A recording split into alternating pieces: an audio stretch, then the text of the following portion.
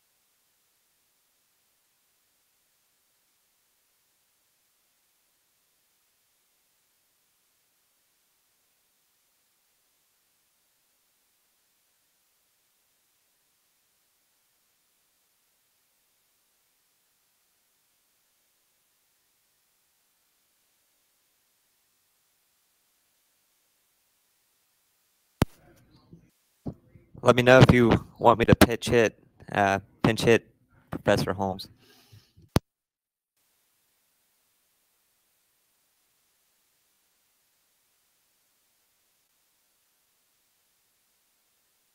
All right, I'm going to get started. Emily, do you got that?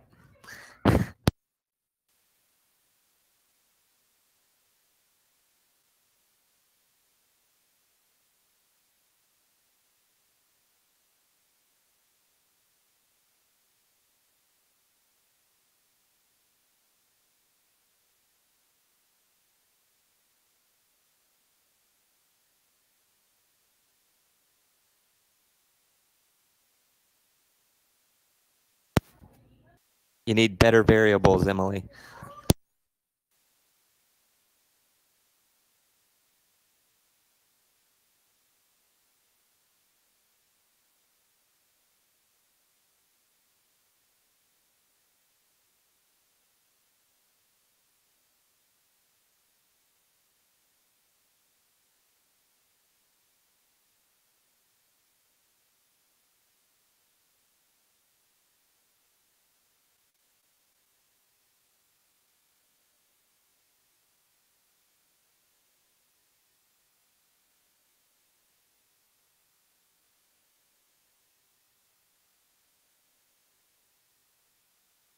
Can anyone hear me out there?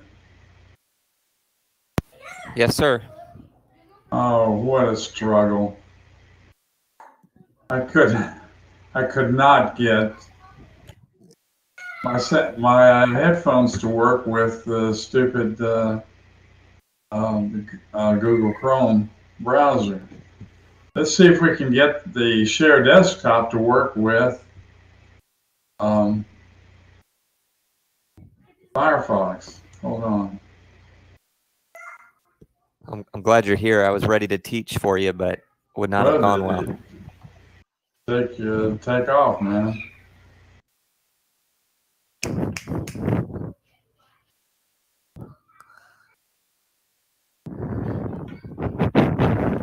And the trouble with this is that I can't make any changes over here. I guess I can. I can scroll and make some changes.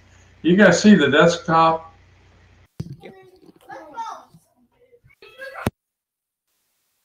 Okay, yes, you can. Well, I've created a model. This is where I left off. If you guys watched the last little kind of mini session I produced. In fact, let me put date back on for first column. I created a model for Kellogg's. And the model consists of seasons, which I got from running Kellogg's through decomposition. Just running the revenue through decomposition with 4 month periods, seasonal periods, and it gave me a repeating seasonal index. And that seasonal index happened to be, I can show you, it happened to be significant, okay? I didn't have to use dummy variables, I could just use the seasonal index. Then I looked at employed people and interest rates, and they seemed to be significant. But I wanted to try to increase the Durbin-Watson statistic, this 0.20, which is very, very low, exceptionally low. I tried to increase that by squaring employed people, or taking the square root of them, that is. I tried squaring it first, it went in the wrong direction. And I left it with a square root of employed people. It raised it about almost a point. So at least I tried to cure some of the serial correlation we could see in the Durbin-Watson statistic. And if you watch the last episode that I recorded yesterday, you can see that there was a lot of seasonal variation in the residuals for this model. And then finally, we had interest rates. I went ahead and used them. So I had the square root of employed people and interest rates. I also, when I looked at the plot of the data,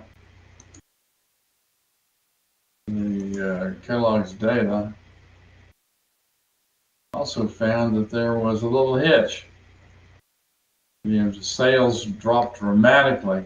So I took these two low sales points, 36, observation 36 and 37, and said there was a serial scare. Could have been, some sort of Food and Drug Administration or CDC scare relative to the cereal. So for those two dates, I put in, I can get to them, 36 and 37, I put ones in. Okay, and those explain this cereal drop, okay, the revenue drop. All right, now in order to forecast this stuff, and I've got a decent model out of that. And this is what it looked like if I can pull that down. Got a decent looking model explaining about 82%. I would like to be in the 90s, but it's not quite in the cards for me with these variables. And so we got all significant variables, and the signs of the interest rates are negative, which they should have been because the correlation was negative. VIF factors are nice and low, and the only trouble is I've got serial correlation of it discovered, right? So we can run the model and one more time and get the residuals. Stat times series. Oops, regression, that's what we want, not time series. The regression model. And this time we want to save some stuff. Go to storage, save the fits and residuals. Okay. All right. Select OK, and it'll spit out the fits and residuals that we have in this lower screen.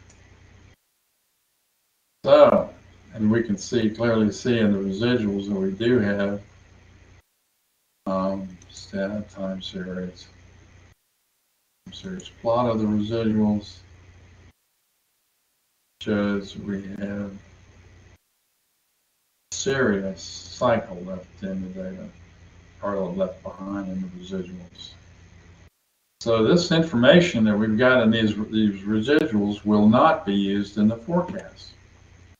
So what you're looking at is the variation that is not going to be used. Anything above or below that zero line will not be used in the forecast. Some of the variation may be random variation, but you can clearly see there's a pattern to it, can't you? Right? And you can even express that pattern if you went to time series and went to autocorrelation function for the residuals. Let's see, and just don't default it, just give it about 50 so we can see the cycle pattern if there is any. And you can clearly see that there's a cycle pattern, and the 12th and 24th LBQ values are very high, which means that all of this stuff is significant. All right, so what does this mean? Do we throw the model out? No, we don't. We're explaining about 82% of the variation in the revenue.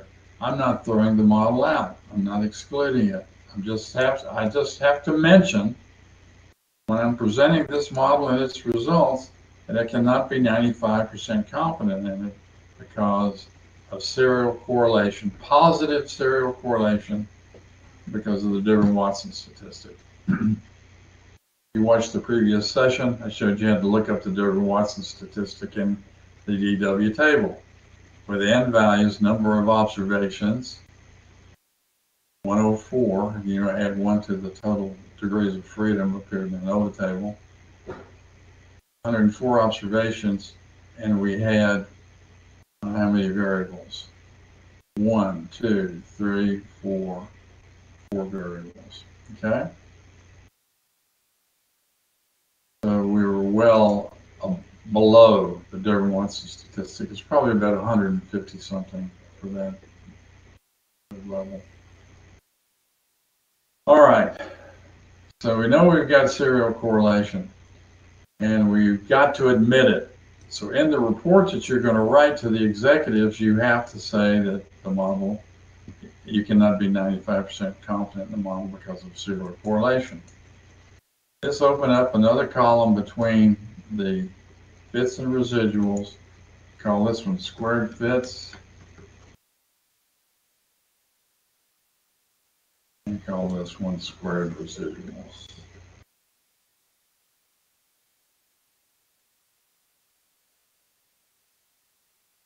Okay.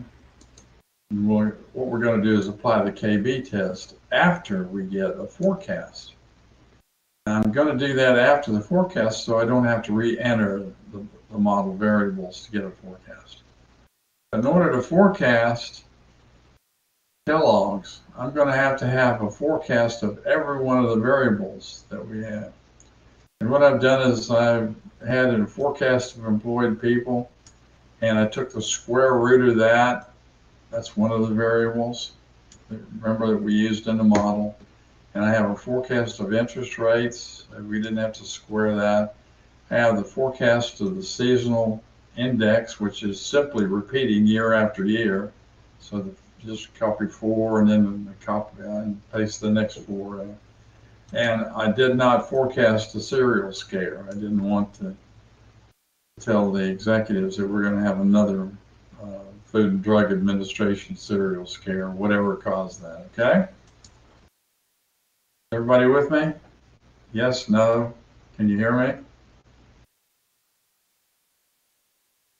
Yes. Thank I'm you, here. Cody.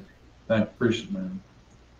All right, so what we're going to do is go ahead and generate a forecast because we've got each one of the variables data for 8 periods, for the next 8 periods. So we go to regression, and not fit regression model now. We're going to go to predict. That is, we're going to run some predictions for it. Make sure that you have Kellogg's revenue. That's what you're trying to forecast, whatever your company's revenue is. And then select, not individual values. You don't want to have to type in all these values. You want to select them from columns.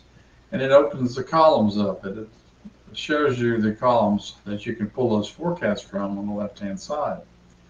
So we have interest rates. So what I need is an interest rate forecast. That's C10. So all I have to do is select that and fill that in. Squared employed people.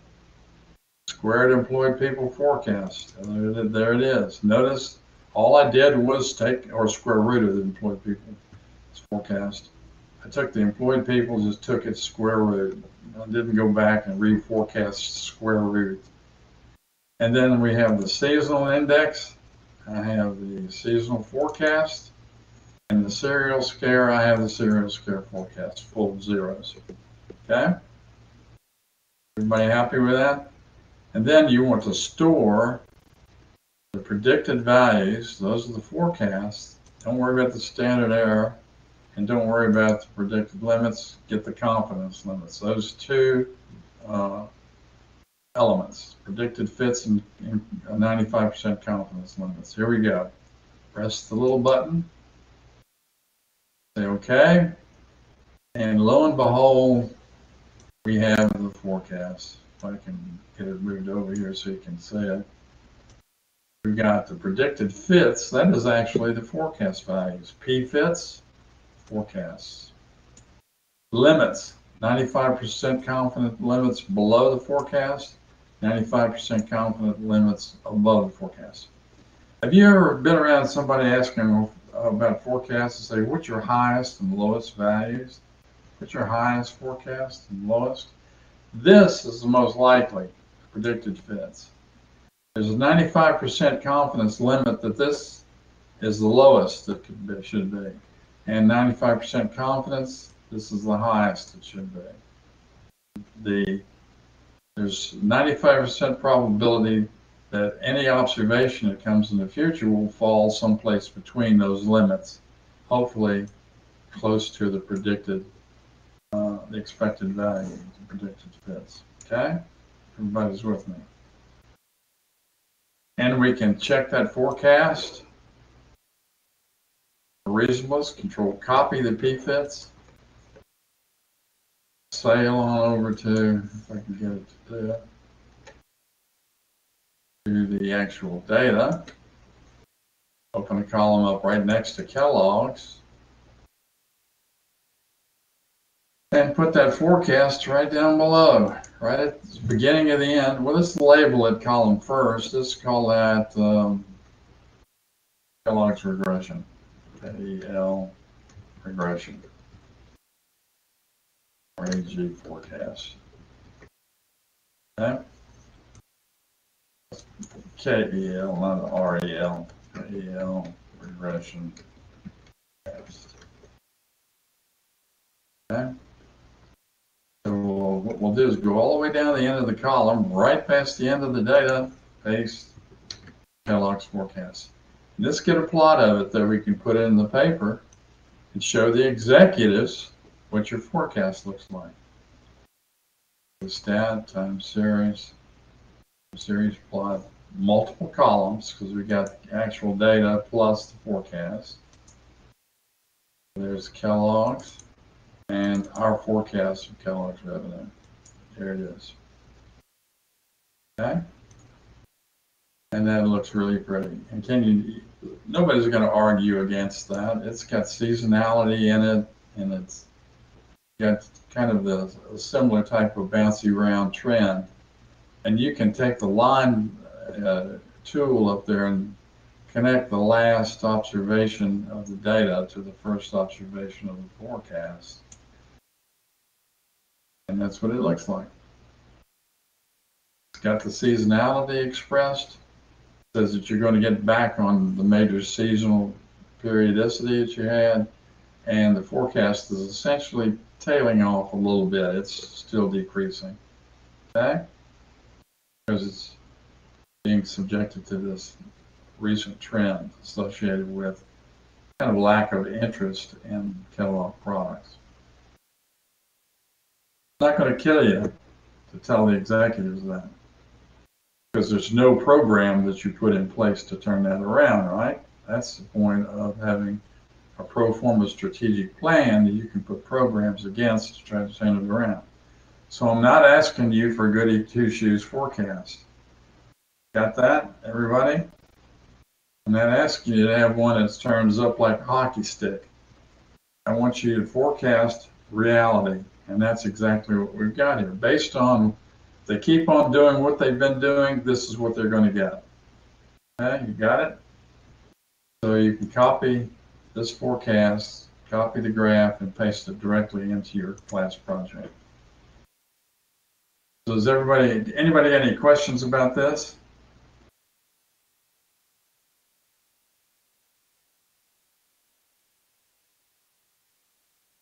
No, not right now. All right, another slide or graph I want you to show is this one. Go back up to the fits and the limits. See those fits and limits that we got from the model? I want you to show the executives this too. Go to Stat, Time Series Plot. And you can let's just retitle these for the case of the executives.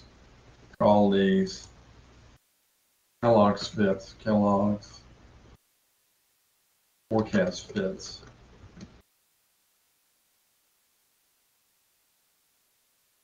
And we can call this the lower limit. And the upper limit.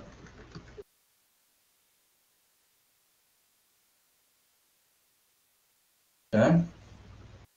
I want you to plot all three of these.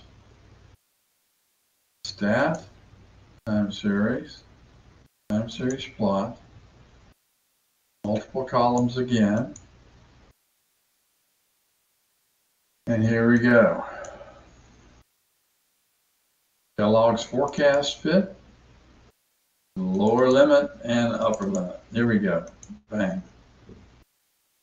And here we see the forecast, Kellogg's forecast. You can see it kind of tails off.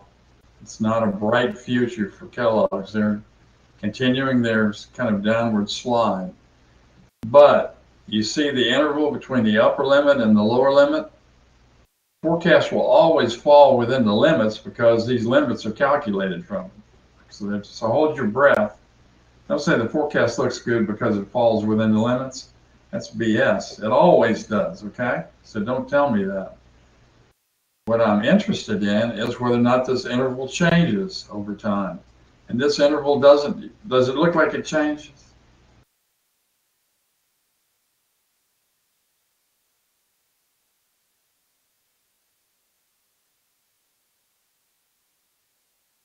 I don't know, Emily, we'll have to look at that, okay?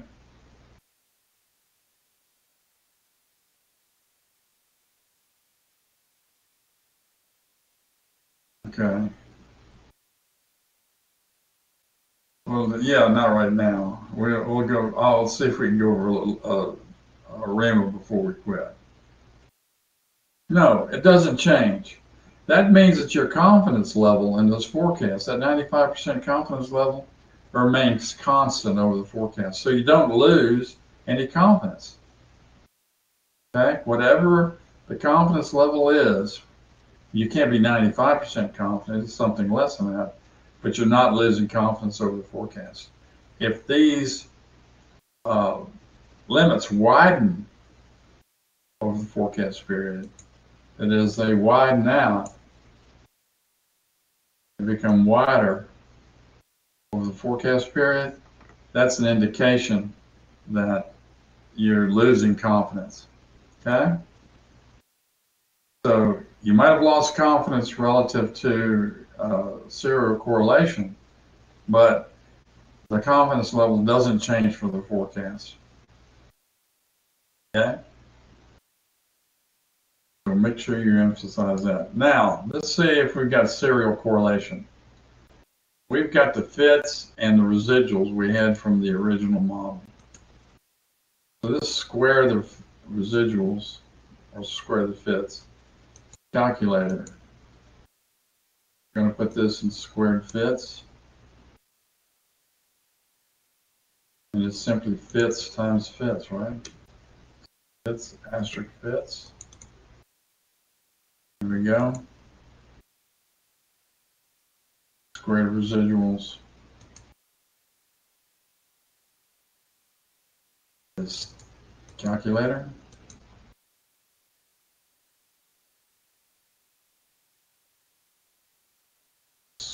Squared residuals, where do I see that? There's squared fits. There it is. Squared residuals is residuals times residuals.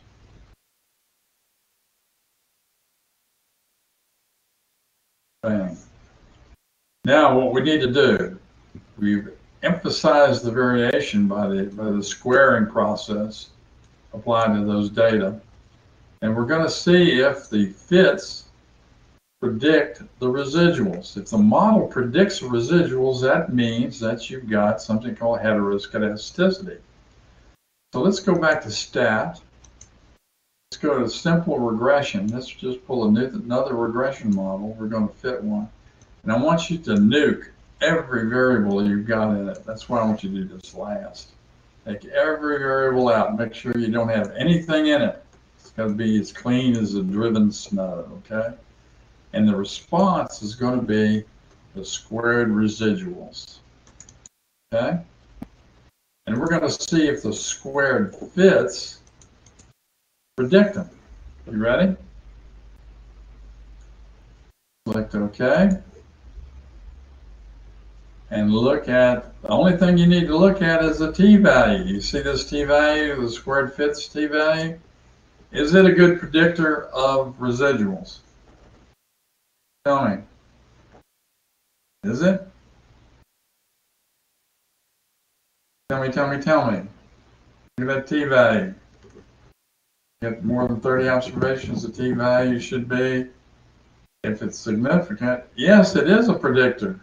It's greater than 1.96. It's a predictor of the fits, or not the fits, but the residuals.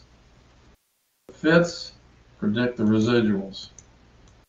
Okay? So this is a significant predictor, which means that we've got heteroscedasticity. Okay? And what does that mean?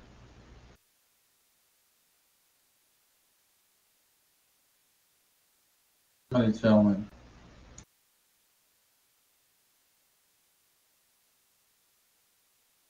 Heteroscedasticity. I got so many. Can't find the right.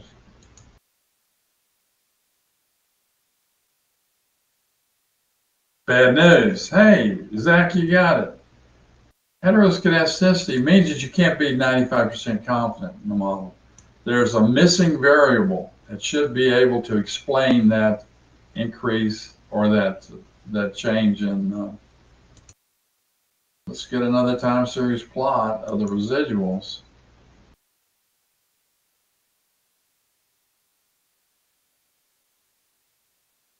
And look at them. And you can see that their variation starts off a little small and then it gets wider. Okay? It gets wider. So the variation is actually increasing over time, isn't it? Don't you think? That's what that coefficient is telling us. That's the only thing you need to look for in this. You don't look for the residuals or Durbin-Watson statistic or anything relative to this KB test result. The t-value is the only thing I want you to report associated with KB test when you run that with simple regression. And what that means is when I calculate MAPE and RMSE for these error terms, these residuals, what does it mean relative to the future MAPE and RMSE? Are they going to be higher or lower?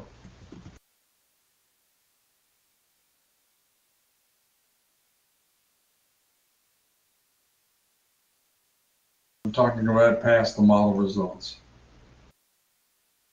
Tell me. You got statistical proof that what? This coefficient tells you what? It's going to be higher, right? The error measures are going to exceed whatever you calculated for the error associated with the model. Is that interesting information to know? That means that you don't know what the error is going to be, but it's going to be higher than the error that you calculate for the model, because that is root mean squared error, mean absolute percent error. They're averages for the entire period, model period, right?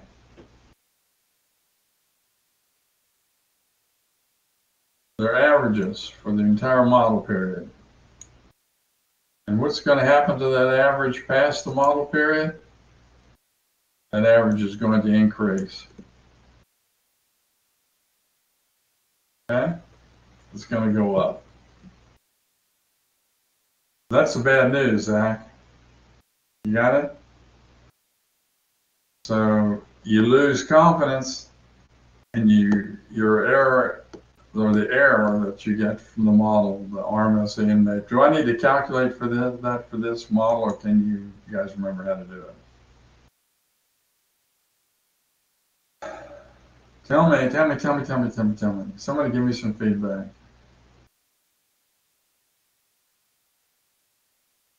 Can you guys do it? RMSE and MAPE, right? I don't need to calculate it yet. Right, okay, you guys can get it. What that means is whatever you calculated for this model is going to be exceeded. All right? Now, let's take this forecast that we've got. Remember the Kellogg's regression forecast? Regression fits, you see this? See these numbers? Remember the forecast values? Copy them, control copy. And reduce this down. And let's go to company 10K reports. You guys seen those?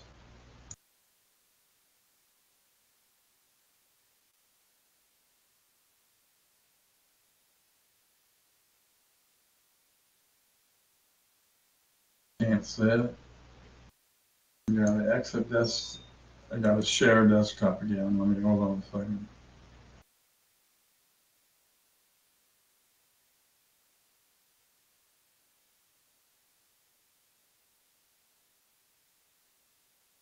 Okay, you guys see it now? Okay, sorry about that. That's this browser Doesn't automatically share desktop. I have to make it. And you'll notice I found Kellogg's. See the Kellogg's column? See it? And what I want you to do, by the way, you've got a planning template and you got the report of the latest 10Ks. Go to the latest 10Ks, find your company. I found mine, Kellogg's. And then you copy everything from the date. See this date on there, quarter ending? Copy all of this down to the number of shares of stock. Got that? Control copy. And then go to the planning template. And what we're going to do is put your company right in here. So I'm going to empty those cells.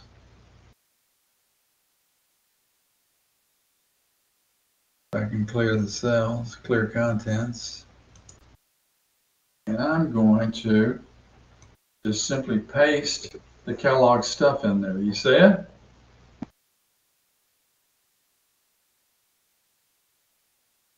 Oh, I got to change it down. Okay. Exit desktop. That's the trouble with this browser.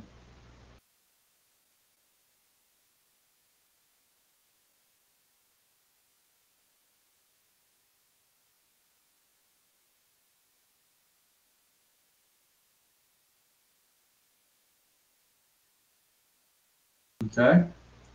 You see where I pasted that information in column B? You see that? Does everybody see where I pasted that? All right. I pasted my company's information in, including the quarter ending, all the way down. And it went all the way down to, if I can get it to scroll down. Let's see if it will. That's a foolish thing. Won't scroll down, will it?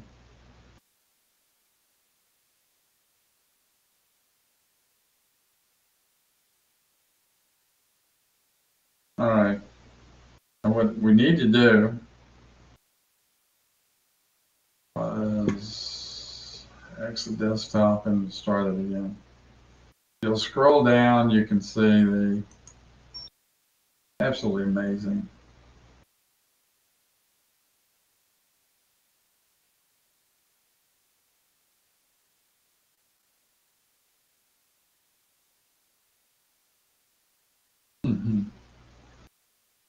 Scroll down, it shows you all the way down to the shares. You see the shares that we had for, these were thousands and thousands of shares, by the way. You got that? Or shares in millions, not thousands. You see 345 million shares of Kellogg's have been sold? All right. And what I want you to do in this company forecast column, you just simply paste your forecast in. Remember the one the PFIT forecast we had? You simply paste it in there. You got that? The one you copied, PFITs, paste it in. And what it'll do, it'll spread your forecast across the top, and it'll run the calculations for each of these categories that we've got on the left-hand side. And that becomes your plan, and it'll tell you what the earnings per share is going to be. And the share price for, it's pretty close to the stock price. The stock price for Kellogg's today is about 62 bucks a share. And it'll calculate what the share price is going to be going forward for the plan. This is a little heroic. I don't know why, because the PE ratio is being very high. But it'll tell you what the earnings per share, and what I'm interested in is this share price going to grow over time as an executive? Not necessarily whether or not it's going to be 130 or 132 or whatever. Is it going to grow? I'm interested in share price increases. I'm interested in the earnings per share increasing over time, okay? And usually you put the share price in, you enter this, you look up the share price in stock price on online. You can get it and stick it in there, and it'll calculate, give you an estimate of what the share price is going to be based on the PE ratio. Okay. And when it looks, in this case, the earnings are exceptionally low. That's why this ratio is high. When those earnings got juiced up, it really increased the share price. Okay? You guys see what you need to do?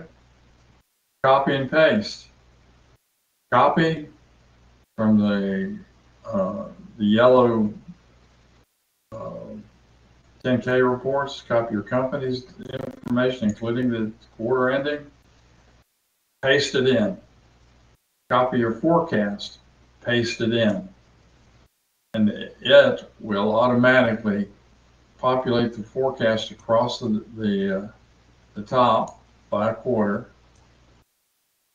for 8 quarters, and it'll give you the cost of revenue for 8 quarters, it'll give you the gross profit for 8 quarters, and it'll give you an estimate of sales, general expenses, and other categories, and it'll give you an estimate of net income over the period. What do you think about that? Isn't that pretty cool? Yeah, just type in, go to any search, or just put stock price for whatever your company is, and you'll get it. And what this is based on the fact that these cost elements, you remember your economics, these cost elements, when the company's fairly large, and all these are Fortune 500 companies, when the company is fairly large, the cost relationship to revenue is going to remain relatively constant. Do you guys remember the long-run average cost function in economics? It flattens out. It means it stays relatively flat for a long range of output. And what we're looking at is saying that relationship between sales and cost is going to remain basically the same. So this is actually the pro forma strategic plan. And the reason why we call it pro forma is because we're not changing anything in relative to programs, are we? These are the results that you get without changing anything. You didn't have any programs you put in, right? You just forecast the revenue the best you could. Isn't that right? And as a result, this is a kind of business as usual or pro forma strategic plan for 8 quarters. And if you're investing in a company, I would suggest that you do this for that company. Get the revenue and develop the plan, develop the outcome associated with the company. Okay? And what do executives do with this? Well, what they'll do is they'll put in place programs that perhaps new services to try to juice revenue up, put in implementation plans to reduce costs. This cost of goods sold is the cost of revenue, cost of the products or services. Or they might say, hey, we need to cut back on general administration and sales expense. Okay? And say, hey, this should do something about our interest expense because it's rising too. Hey, you guys got that? Don't borrow as much money, just pay off some debt. So you apply the programs, the executives look at this and apply the programs they want to, they need to, in order to produce a better outcome. You see what you've done with the forecast? You created something, a basic business as usual plan that the executives can fine tune. And that's the way it's done. I've done it in 3 major companies. And I've had some of these pro formas accepted business as usual plans accepted without change. And they went ahead and published those to the stockholders and to the investment community in terms of their 5-year or their strat plan. Okay? Because you don't build a strategic plan by a line item. Okay? You don't build one that way. You give it a bogey, give it a number that it would be if you didn't change anything, and then you make changes to it in terms of a program. Okay? You guys understand what's going on and why this is important? Executives want to see this net income. They want to see the earnings per share. That's assuming that there's no further dilution in the stock numbers on share prices. They may put in place a buyback to try to reduce this, which would have a tendency to increase the earnings per share if it's falling. Okay? Particularly if it's falling.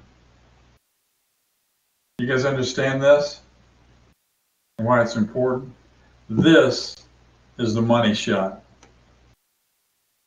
for the forecast. This is transforming the forecast that you guys have into something that's meaningful for decision making for the company and providing a business as usual outlook for the company. You can call it that. Okay? Does everybody understand? Anybody have any questions? One thing you have to be aware of, that one of these little babies may change its sign.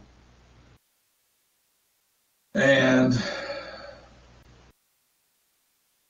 if it does, if it changes its sign, you may have to go back and check the algorithm. This should be negative up here. Should be a negative in front of this, and they are negative in this case. Okay.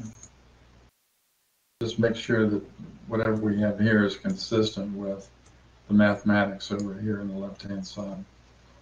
All right. You say, well, why did I just use 1/4? It's kind of a typical quarter. Sometimes when you use year end, you have some special treatment.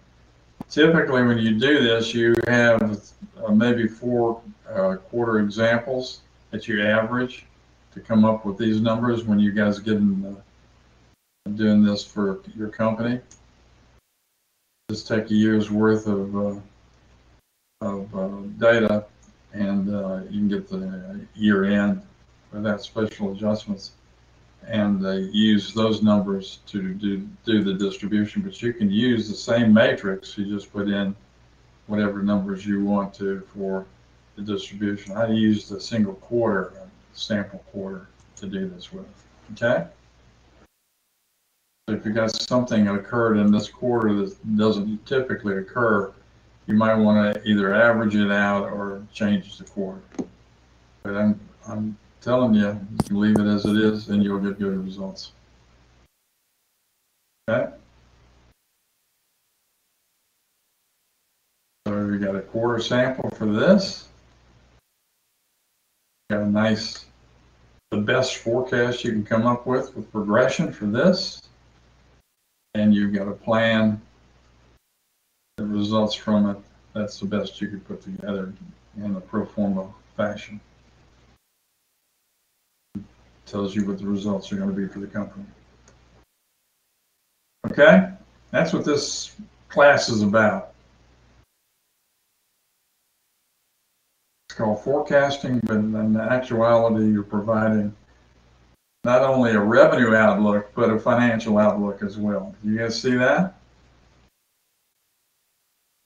And if the forecast is pointed down, shows bad results, the outlook is probably going to show bad results. And what does that mean? Does that mean you change the outlook? No, it means that these dudes have to get busy to put together some programs to solve the problem. Anybody that's got Best Buy or J.C. Penney, for instance, or Sears, they're going to show some nosedives relative to revenue. And those nosedives are going to be reflected in poor performance going forward in terms of earnings and shareholder value. And that means that the executives have to put a plan in place to turn that around.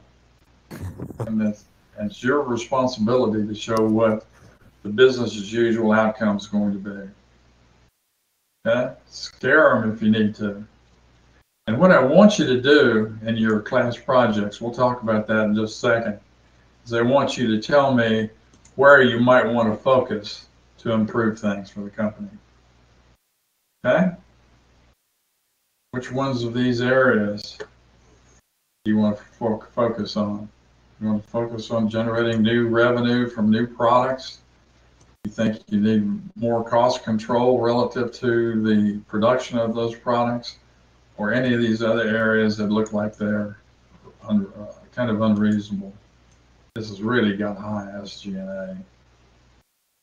You try to trim that back for sure.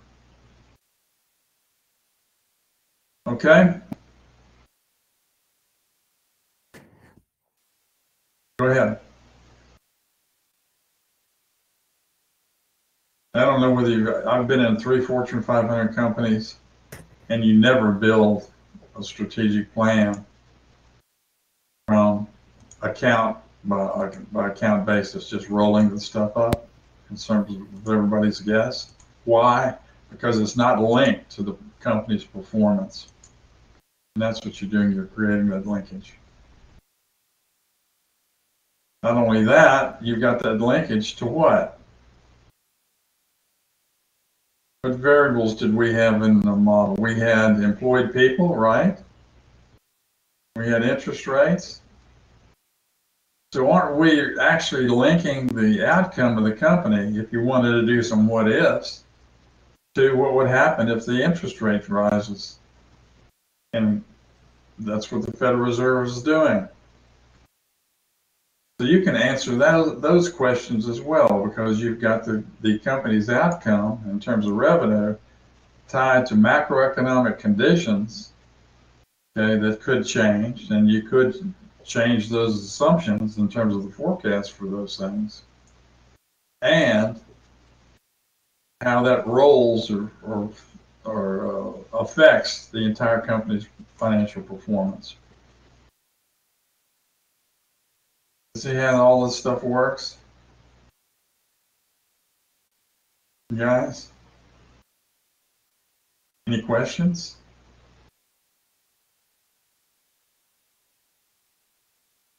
Yeah, Wiley, I told you, just you don't need to put the latest price in, you just get a reasonable stock price. Like I said, Kellogg's is bouncing around 62 bucks a share. You just put an estimate in. You can get that off the internet pretty easily. I think I'm the only one with a mic, but no questions here. Okay, thank you. Who is that? It's Josh. Josh? Josh, yep. Thanks, man. I think, yep, no problem. I think Emily has Kellogg's. Emily, you have any questions? Emily, do you have any questions? She's got a different model, though. Of course, she's not using that lousy model I've got. She's got a better one, I'm sure.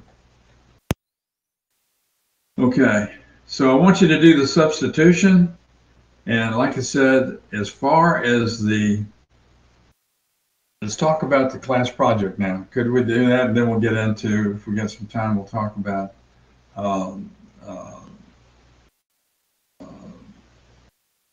what was it, ARIMA, seasonal ARIMA, okay? I want you to produce this template, pro forma template.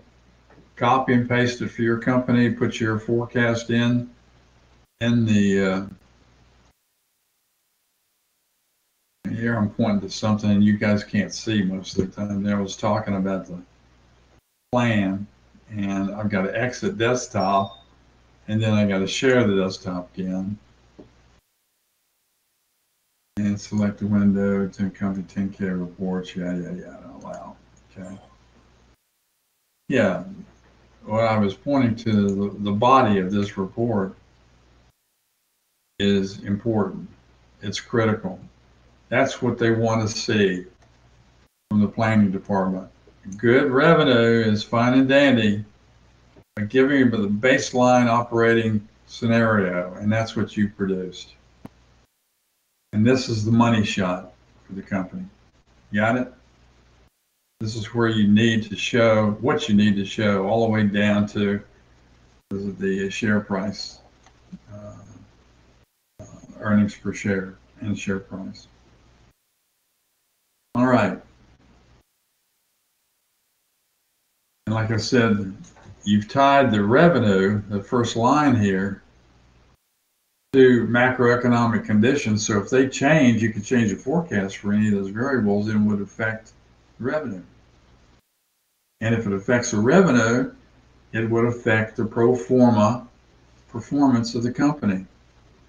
So if, for instance, China puts you've got a big product that you sell that, and there's a China tax imposition associated with it, that would affect your sales, perhaps. And you could factor that into what it means over the next 8 quarters. Or if there's a tax increase or there's a decrease in employment, employed people fall, you can see what that would do. I don't know what variables you use, Emily, but macroeconomic conditions work for them. That's why it's important to tie these companies to macro performance, because the macroeconomic climate changes, and when it does, you can factor that in to revising the forecast using the model that you've got. And when you revise the forecast, you can revise the plan very quickly, can't you? Just stick the new forecast in, and the plan changes itself. The baseline plan does, and the outcome, financial outcome, changes. Okay? You guys are really kind of building a template, not only to forecast the company with those regression models, but you're using that regression model and its output through the planning template to come up with expected financial implications of the forecast change. I've been in business, what did I say, 27 years I was doing this. And this is the way it's done. You don't go back and ask everybody that's responsible for a specific area to give them your best forecast of their cost. You give them an estimate of what their cost should be, and then they can come back and tell you whether we're out of line and we can reach some agreement on the cost numbers if we need to change them. Okay? You never plan with just an open kimono relative to what those cost elements should be. Give them a bogey, and that's what we're doing in terms of a pro forma planning template. All right, so you're creating a pro forma planning outlook, and that pro forma, all that means is business as usual. And you can call this an outlook too when you present it in your paper. I expect to see this planning template in your paper. The entire planning template for the 4 quarters. You don't have to put in the revenue share, but at least have the parts for each of the quarters going forward. Okay? All right. Let's quickly talk about the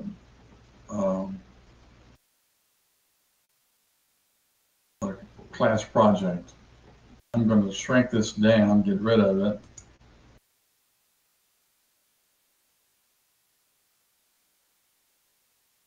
Okay. And I'm going to hopefully open class project. The exit desktop and share And select a window, class project, PowerPoint, yada yada. This is going to be very, very difficult because I've got to do this for every one of the slides, so it's going to take a little while. So you're writing about the company's strategic plan to the other VPs, and they don't know the approach that you're taking, okay? They don't know what you're doing. Well, they know what your objective is in terms of producing a strategic revenue forecasting plan, but they don't know how you're going to go about it. So you're writing about what you're doing and why, and you need to guide them through what you're doing. So just remember that mini-tab results, if you just start throwing tables at them, and mini-tab results, you're going to lose them. So they are just to support what you say. So what you say is important. So this should be really a narrative of what you've done. And if you've done the class projects, you've got that narrative basically laid out. So lead the reader through the work. Don't assume that they know what this next step is going to be and why you're doing it. So everybody got that? Okay? So you need to walk the executive reader through it, guide them through it carefully.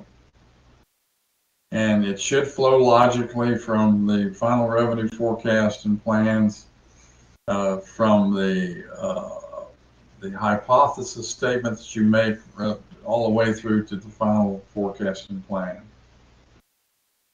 Remember, you must have a good class project to pass this class, and that you have a great company and the strategic plan probably means promotion for you. Okay? You do this well, you'll get a promo. And I've seen it happen many times. Okay, I got to change the slide again. Pardon me.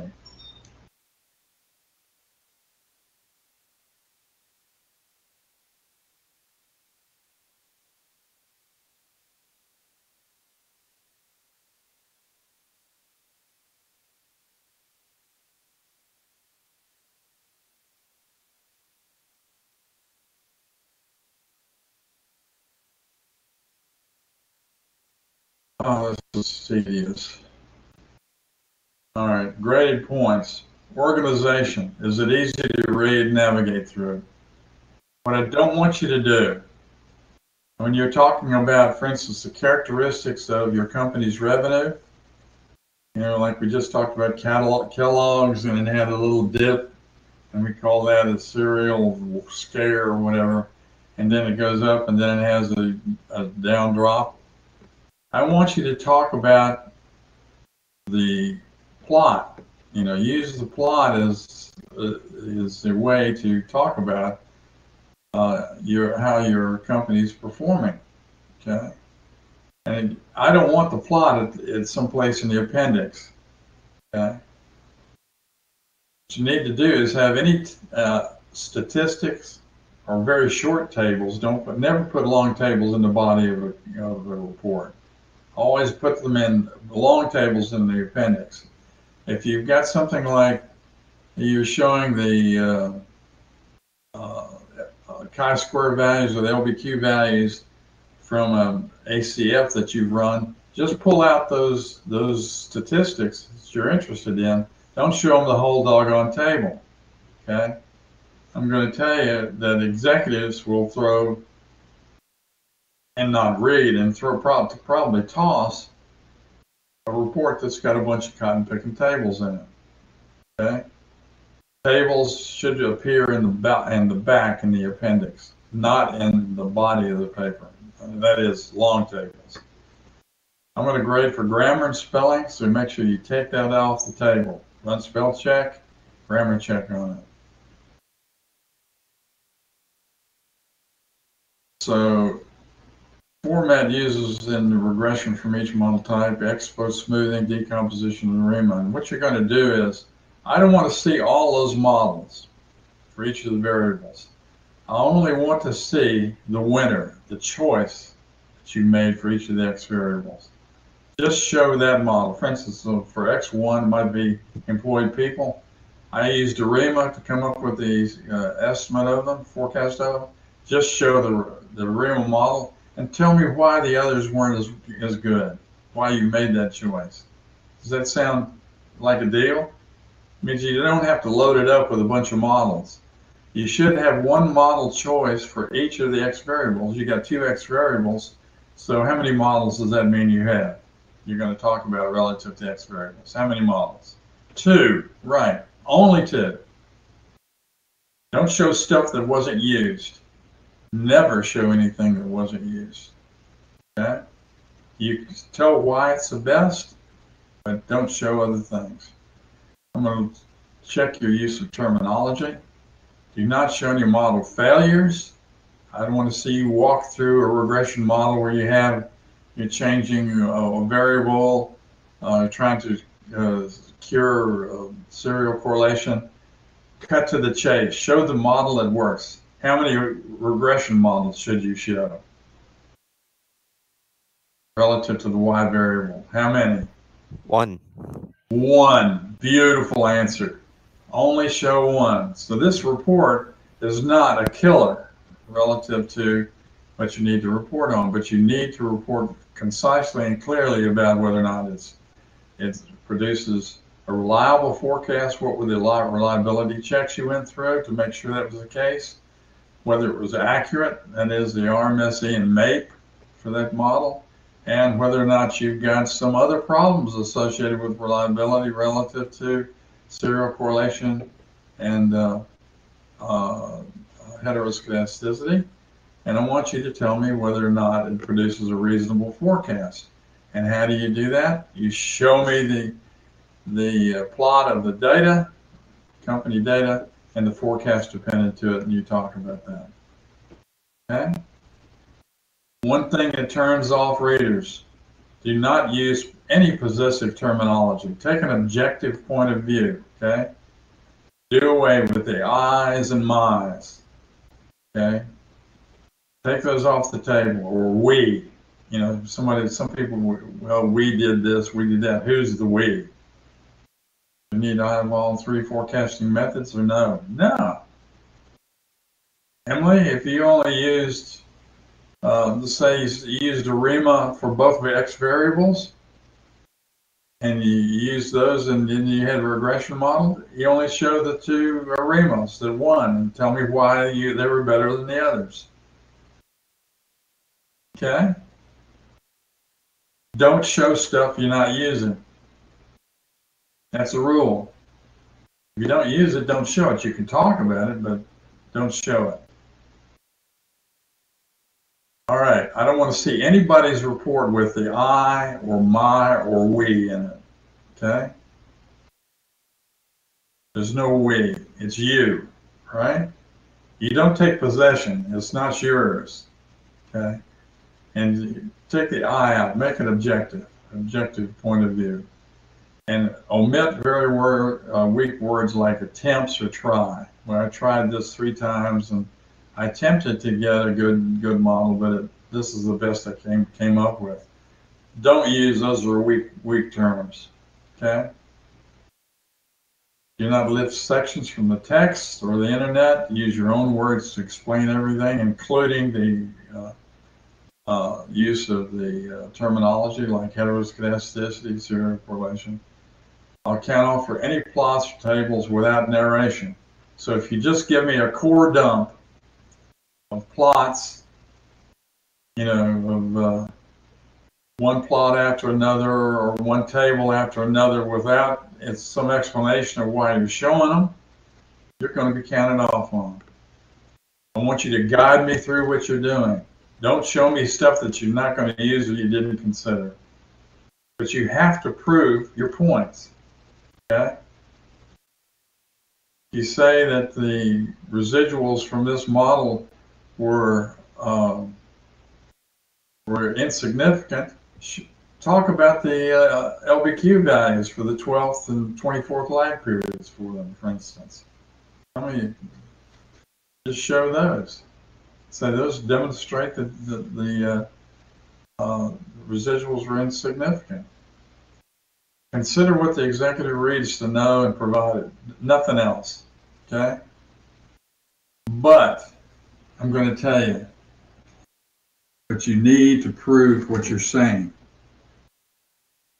So if you say, well, I got a good regression model, all of the coefficients were significant, what are you going to show me to support that? You're going to show me the coefficient table, aren't you? You're going to show me the ANOVA table and the results table where the R square value is, R square adjusted is. That's what I need to show. I see. I don't need to see the model put through its paces relative to solving different solutions for different variable values. You don't need that long table in the report. It just takes up space. So show for the regression model, make sure you have the ANOVA table that shows the high F value that you've got, okay, and the p-value associated with it. You can comment on those being significant. Show me the results, and that little results table shows the adjusted R square. Show me the coefficient table, and that's all you need to go through. And it's got the VIFs and the, oh yeah, the other thing you need to show is, the last thing you need to show is the Durbin-Watson statistic. And then you have to go through the KB test that we talked about just a little bit ago to determine whether or not you've got heteroscedasticity. And you're home free relative to the regression model. But I want you to prove what you did was good, was the best, before you dump the stuff in terms of the forecast, the beautiful forecast that you've created, before you put that forecast into the plan.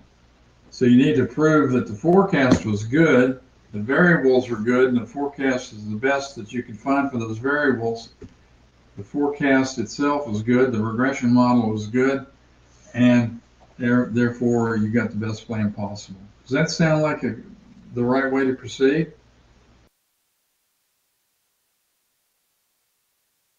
That's demonstrating you have quality, right? In terms of what you did. Right. So they're not going to argue with you if you do that. You've produced the most likely outcome, given the information. That's what that model represents. What the regression model represents if you did a good job on the X variables. And as of the most likely outcome, you said this is the most likely outcome relative to the financial outcome when you pump it into the plan. Okay? All right. Am I preaching too much? I'm sorry. Am I raising my voice? I just want you guys to be able to do this. Okay? I want you to be able to do it on your own, for your own company, for your own analysis of something you're investing in. And I want you to be able to do it. I want you to walk into any company and pull this off. Okay? Okay? Don't provide a tutorial to executives. Okay? Don't tell them why you're doing things. You don't need to do that. Just lead the reader through what they need to know. Okay? You know, you can talk about the Durbin-Watson statistic, but you don't have to go into the tutorial of how you set the upper and lower limits associated with the Durbin-Watson stat. Just show them that the Durbin-Watson statistic either does or doesn't meet the criteria for serial correlation, identifying it. All right, let me change the slide. I'm sorry. I don't mean to preach. All right, let's talk about some of the content.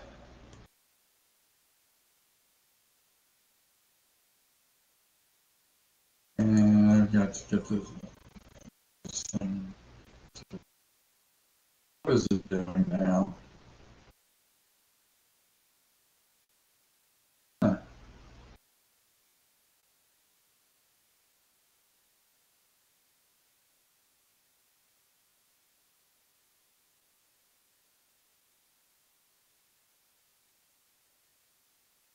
Oh my gosh.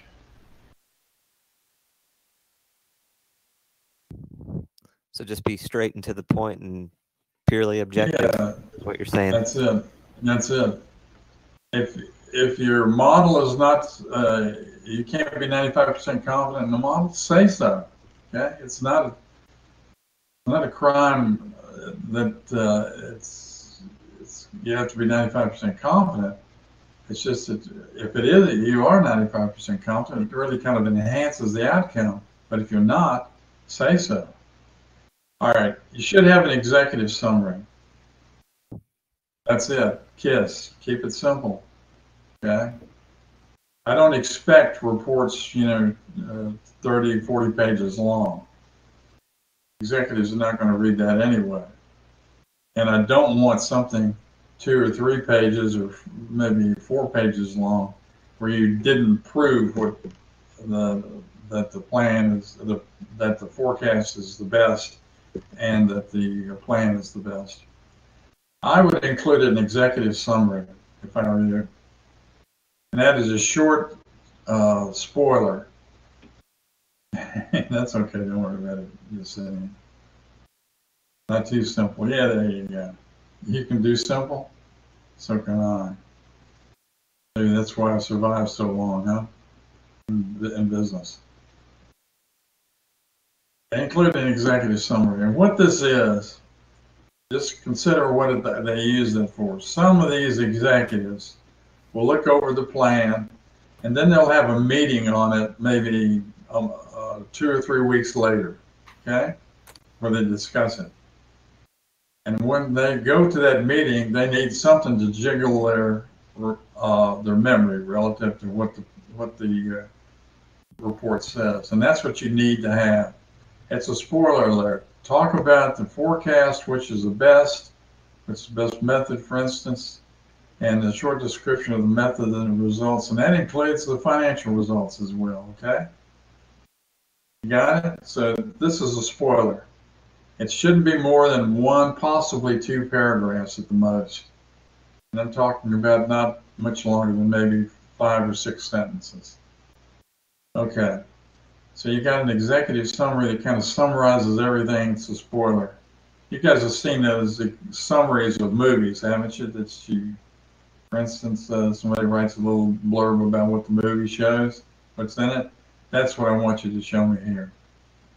Introduction, methodology. Make sure that you change the name from introduction to whatever you want to. You can call it methodology or procedure or whatever you want to. Change that title of that first section. And you should say what you're going to do and why. What you're doing is creating basically the direction, setting the direction for your analysis, and making it clear what kind of the steps you're going to go through in order to come up with the best strategic plan for the company. Start with your project hypothesis, right? This is where you stated clearly what the company's revenues related to from a macroeconomic perspective, okay? And show the hypothesis equation. Kellogg's revenue is a function of, and whatever you had as your hypothesis. Show them that equation. Explain the rationale of why you selected each of the variables, including any dummy variables that you use. They should be included in that hypothesis statement, remember? And you can put, if you use the dummy variables for seasonality, you can put those in as well. If you use seasonal index, you can put that in. Whatever the final regression model has in variables should occur or should appear in this project hypothesis. Has everybody got that? And don't say, well, this is my original hypothesis with 2 variables. Don't start there. Just say, state your hypothesis. If it's got dummy variables in it, include those dummy variables in the hypothesis, okay? So you don't have to build a hypothesis in front of the executives. Just say, this is what I believe our company's revenue, how it should be explained. And you've got the rationale for each of the variables, even the dummy variables. Okay? So this hypothesis statement that you come up with should be just another form, just a little equation form of your, you don't need to put the coefficient values in, but the variable names. In fact, don't put the coefficient values in. Talking about the variable names. Okay? Everybody got it? I just wanted you to make sure in this introduction that you tell them what the variables are. Then talk about the variables and their characteristics. In this, you're going to focus on the continuous variables, what the macro variables are, and you can talk about the time series plot where you identify, or the ACS where you look at characteristics like trend, cycle, seasonality. It also includes the Y variable too, the company's revenue. They state what kind of characteristics it has. Okay? State what kind of characteristics each of the Y variables have. You include scatter plots. We talked about that. You can lift that from some of the work you've already done. Include correlations. You can lift that from work that you've already done. Note the correlation signs. Okay?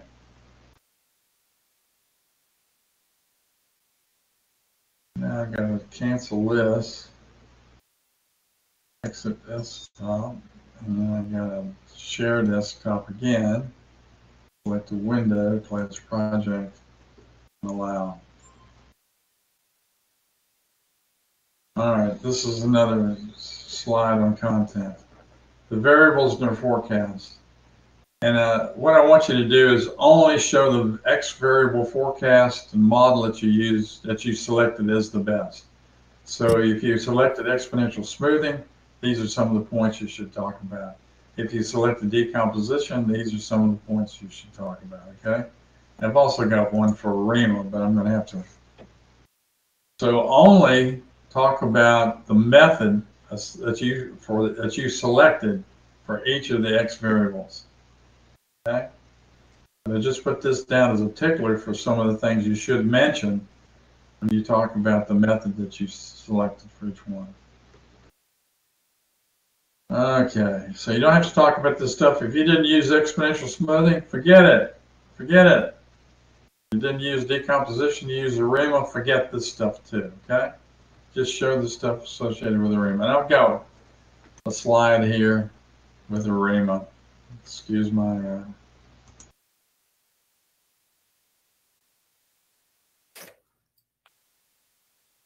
Hopefully you can't hear the dingling sound that I did here. So the best ARIMA model, if you selected that for your variable, okay? And you can show this stuff. These are just ticklers for what you need to show.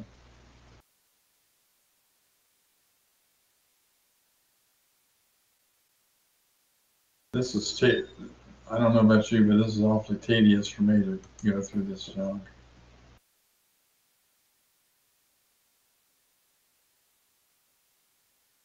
Not because I don't like it, it's because this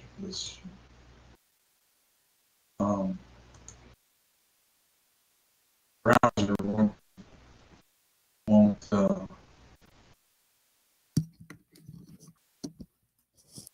allow me to select a window class project. Allow. I've got to allow for each, and it's not allowing it. There it goes. Here's some more content continued. Company revenue forecast regression model. Here's some points you might want to consider. Okay, and we've got the CLMs. Remember the limits. Okay, forecast check for reasonableness, time series plots. These are some of the pieces that I would like to have you cover on the regression model. Is everybody clear on that? If we say, for example, if we did exponential smoothing and we had to use each method, one per variable, do we want to include both of those? The double exponential smoothing and Winters? Which one did you use in the forecast for regression? One variable you use Winters and the other you use some other, you double exponential smoothing? Correct, yes. Okay, yeah. You show the model type and the model you had for each of the variables, and that's your choice relative to which forecast and model you show. But whatever you do, whatever forecast was used in a regression model, I want you to show the model that produced that forecast, okay? Got it. That makes sense? Okay. Thanks. You're welcome. I don't want you to do work you don't have to. Don't show executives stuff that's meaningless, stuff that's not used. Okay? Well, I'll do as little as possible. Yeah, there you go. There you go. Just make sure that you show them that you do quality work. That's what I want you to, and that's what we're going to look for. So these are the points that I want you to see in regression, or show in regression. And let me see if I can change this slide again.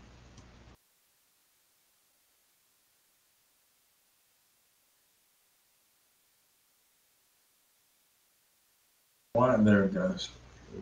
Company pro forma strat plan. Remember that strat plan that we put together? I want you to show me that.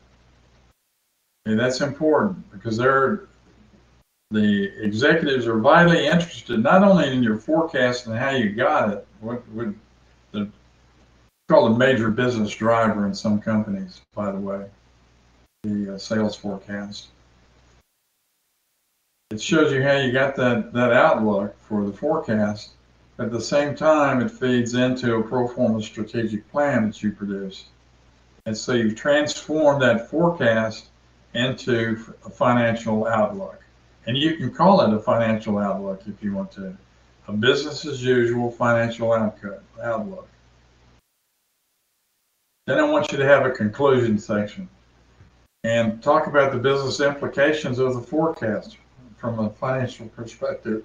Does it mean incomes are going to increase, decrease, whatever? Okay. And good forecasters are realistic forecasters. Okay. Whether a company's headed flying into the mountain, they need to forecast it, right? Because if they forecast goody two shoes like a hockey stick that's going to turn up at the last minute, those executives are not going to take any steps to correct the problem. Note the size and sign of model variable coefficients and what they mean. And that means the government policy changes working through those macro variables could have some effect on the financial outcome of the company. And that's what you're talking about relative to the sign and size of those coefficient values. Remember, the coefficients are always in terms of the company's revenue. In millions of dollars of company revenue, if you have a coefficient of 0.025, what does that mean? It means that $25,000 per unit of that variable will affect, are affected by, our revenue is affected by 0.025 right of a million. Did I say that right? Yeah. All right. Comment on what this means to the company net income, net earnings per share, share price. Comment on it. And I'm really interested as much in how it changes over time rather than the absolute value associated with that in this project. Okay.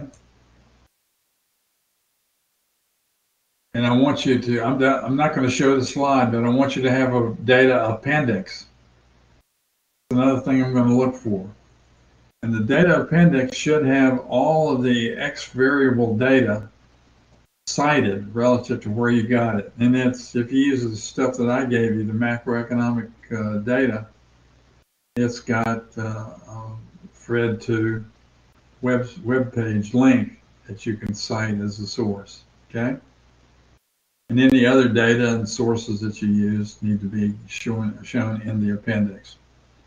And any tables, long tables that you use, you can show those in the appendix. Okay, if you want to include tables of LBQ values, for instance, or the ACFs, you could put those in the appendix. But I would just pull relevant data from them instead of including all of those values.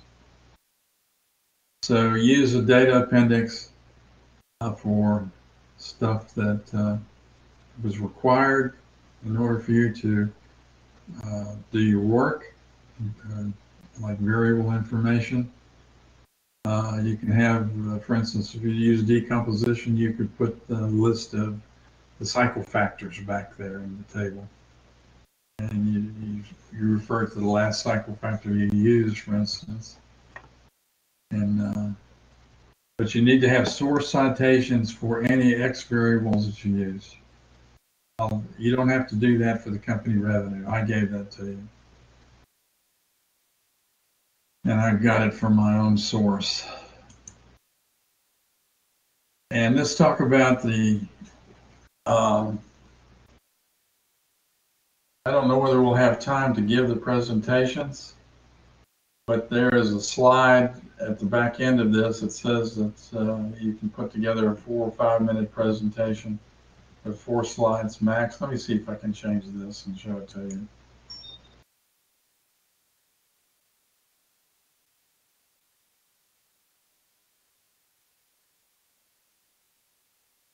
Executive level presentation. Hopefully we'll have some time to cover that.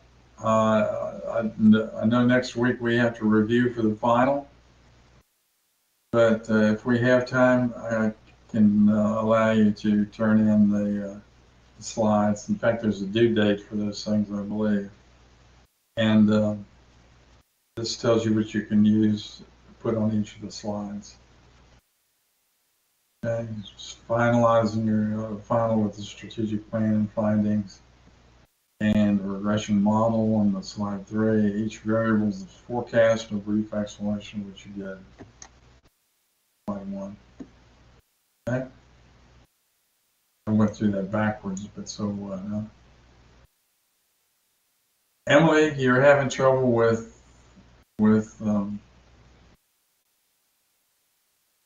ARIMA and seasonality.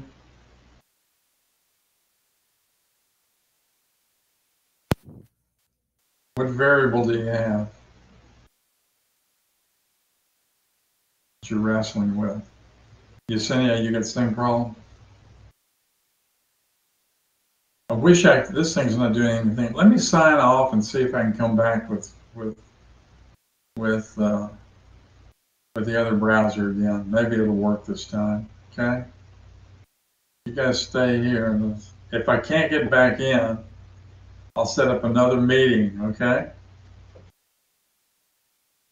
Okay. I'll set up another meeting for a little bit later tonight. It's 8:22. It might be 8:45. Real disposable income, Wiley. What do you have, Emily? Employed full-time median usual week of nominal wage earnings. Okay. Let me say, if I sign off of this, what's going to happen is it's liable to kick me out. Has anybody got any questions over what I want you to do for the final class project? Anybody got any questions before I leave this? Not here. Okay.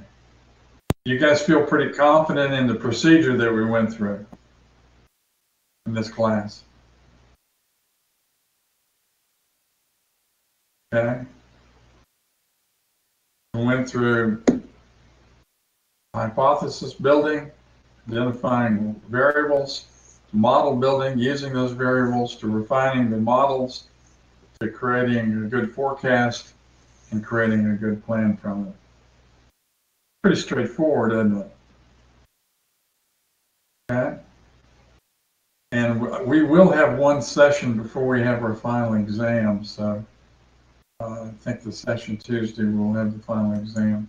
I'm going to go ahead and sign off on this, and I'm going to see if I can come back on this with a browser that'll work in real time.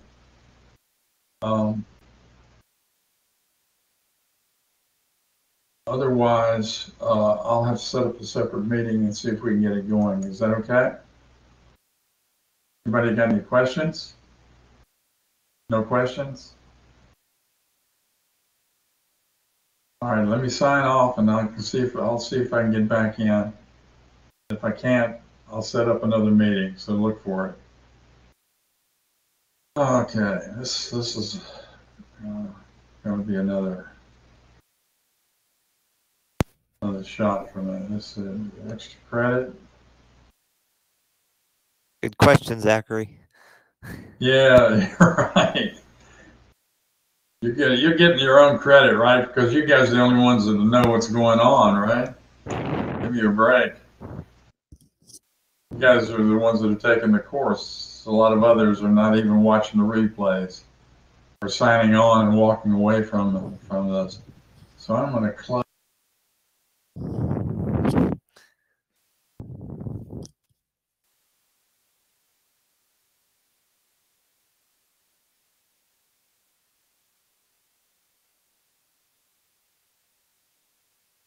Emily, I hope you got all that.